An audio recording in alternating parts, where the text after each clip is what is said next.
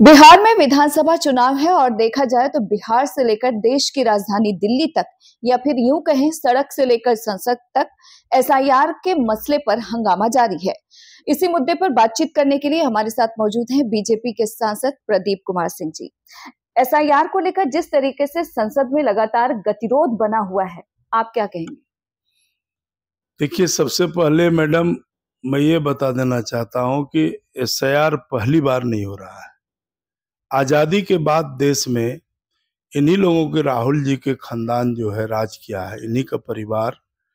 चुनाव आयोग एक निष्पक्ष संस्था है और समय समय पर वह एसआईआर कराते रहा है। उनको यह अधिकार है कि समय समय पर वह कई बार देश ने किया है।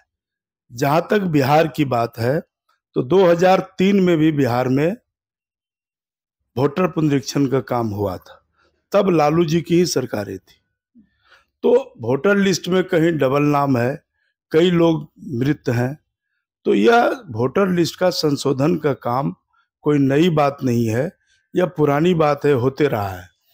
मुझे लगता है कि विपक्ष के पास राहुल जी हो या तेजस्वी जी हो, इनको मुद्दा नहीं है, तो मुद्दा को भटका रहा है, देश को गुमराह करने में लगे हुआ है और डिबेट करने का, सरकार को घेरने का कोई इनके पास रास्ता नहीं है। इसीलिए फिर से एक बार संपूर्ण देश को गुमराह कर रहा है।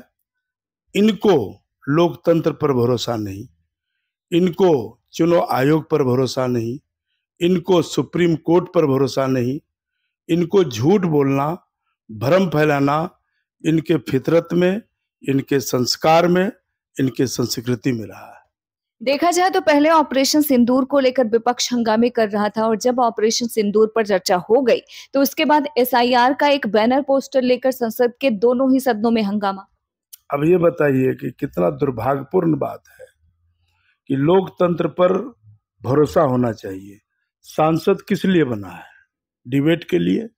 जब सरकार कह रही है कि हम तुमसे डिबेट करने को तैयार हैं, बहस करो, लेकिन लोकतंत्र का जो इतना बड़ा मंदिर है, 20-20 लाख, 25-25 लाख मतदाता सांसद को चुना के भेजता है।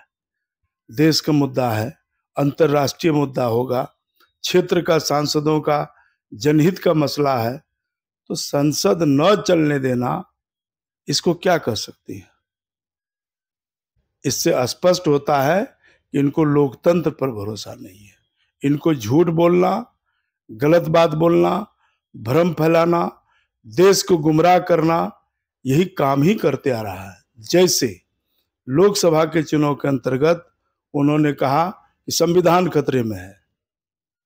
क्या संविधान खत्म हो गया? आरक्षण खत्म कर देगा।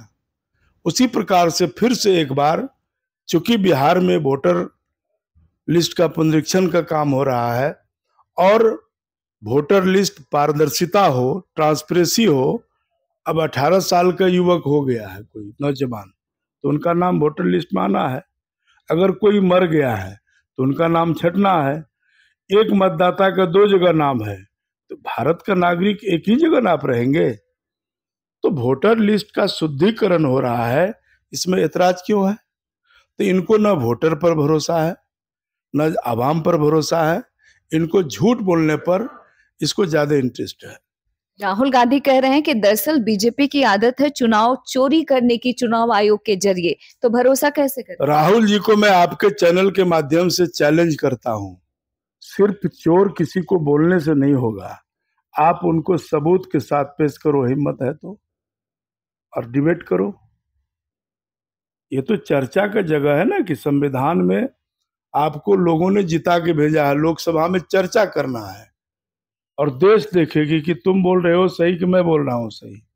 तो उनको प्रूफ लेकर के बात करनी चाहिए और सिर्फ बोलना नहीं चाहिए, प्रूफ के साथ बोलना चाहिए। तो आपको क्या लगता है कि राहुल गांधी लगातार ये आरोप क्यों लगा रहे हैं? क्योंकि राहुल का ये कहना है कि दरअसल बीजेपी सबसे पहले महाराष्ट्र में चुनाव चोरी की और अब बीजेपी जो है बिहार में करनी। देखिए, इनके संस्कार में रहा है, जब ये चुनाव हारता है कहीं से, किसी स्टेट में, तो ईवीएम पर सवाल उठाता है, उसी के ऊपर ढिठरा फोड़ता है, और जब जीतता है तो फिर वो नहीं बोलता है कुछ। तो इनके संस्कार में इनको रोहिंग्या ज्यादा पसंद है, इनको बांग्लादेशी वोटर ज्यादा पसंद है। और मुझे तो लगता है मैडम, अगर इनको हाफिज सईद का वोट से भी सत्ता मिल जाए तो भी ये पसंद करेगा सत्ता। लेकिन भारतीय जनता पार्टी के संस्कार में, हमारे संस्कृति में देश सर्वोपरि है। देश बचेगा तभी ना आरजेडी हो, कांग्रेस हो या बीजेपी आप राज करोगे। इसलिए इनको देश नहीं चाहिए, इनको सत्ता चाहिए। और सत्ता कौन देगी? जनता। तो आवाम पर भरोसा ही नहीं है। चुनाव आयोग एक निष्पक्ष संस्था है, उस पर इनको भरोसा नहीं है। और समय समय पर वोटर पुनरीक्षण का काम होता रहा है देश में, कोई नई बात तो नहीं हो रही है। तो बीजेपी को बार बार ये बताने की क्यों जरूरत पड़ रही है कि ये पहले भी हो रहा था? और इसके अलावा केवल राहुल गांधी ही नहीं बल्कि तमाम जो अपोजिशन है इंक्लूडिंग तेजस्वी यादव, तेजस्वी कह रहे हैं कि जनता तो इस बार बीजेपी एनडीए के पक्ष में नहीं है, इसलिए चुनाव आयोग की आप लोग मदद ले रहे। एक बात बताइए, जनता एनडीए के पक्ष में नहीं है तो अभी वोट होगा अक्टूबर नवंबर में, तो जनता पर भरोसा न करना चाहिए उसको।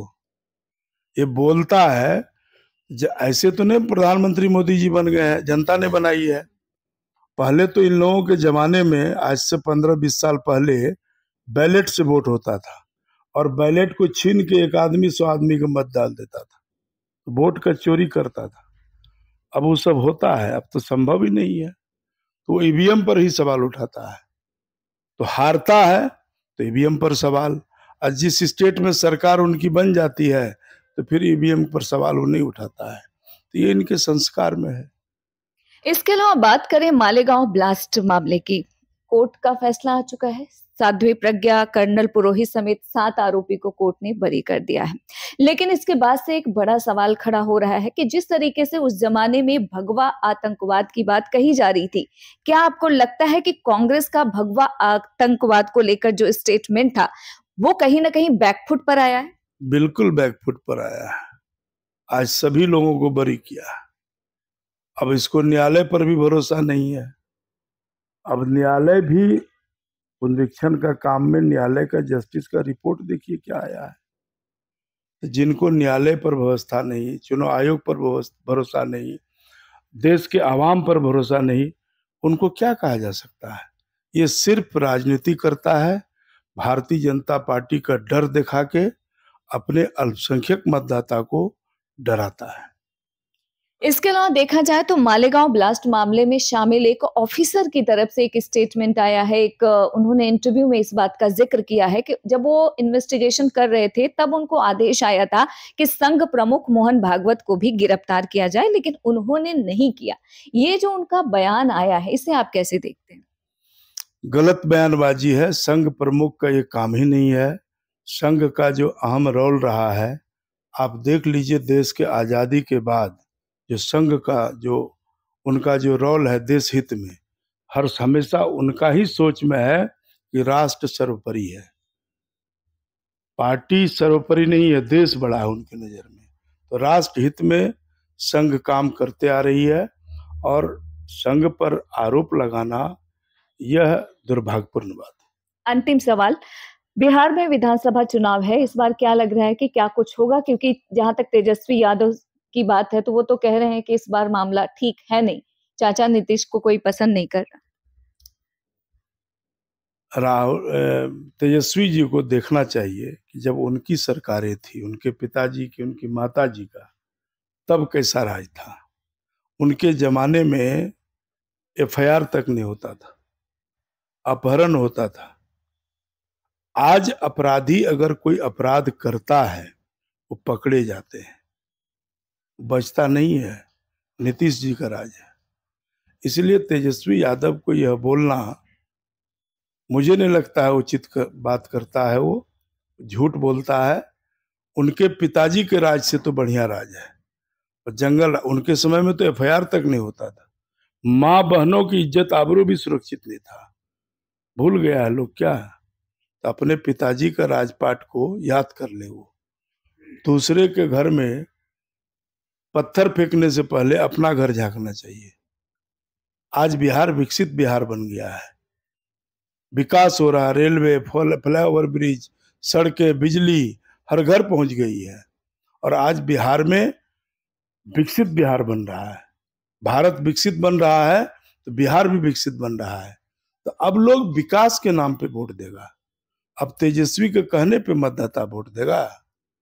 तेजस्वी के खानदान परिवार को पूरे राज्य झेल चुकी है, इसलिए अब दोबारा दाल गलने वाली नहीं है। पैर तले जमीन खिसक चुकी है, इसीलिए भ्रम फैलाता है। कभी वोटर लिस्ट की बात भ्रम फैलाता है कि पाकिस्तान भगा देगा, नाम काट देगा। कभी बोलेगा कि वक्फ बोर्ड के बिल का वो खिलाफ करता है। वक्फ क्या है आप देखिए, उसमें ट्रांसपेरेंसी लाया है, उसमें महिलाओं को जोड़ा है, मुस्लिम पासमानदा मुसलमान को जोड़ा है। पहले एक ही आदमी का अधिपत्य था, करोड़ों का जमीन 1,000-2,000 रुपया में किराया लगा देता था। ऐसा तो नहीं कि नरेंद्र मोदी जी वक्फ का जमीन छीन के मुसलमान का हिंदुओं में बांट रहा है, ऐसा तो नहीं है। इसलिए है तौबा मचा रहा है। इन लोगों के पास कोई मुद्दा नहीं है, देश को फिर से एक बार दिग्भ्रमित और गुमराह कर रहा है। धन्यवाद हमसे बातचीत करने के लिए। दिल्ली से इंडिया पोस्ट न्यूज के लिए ममता चतुर्वेदी।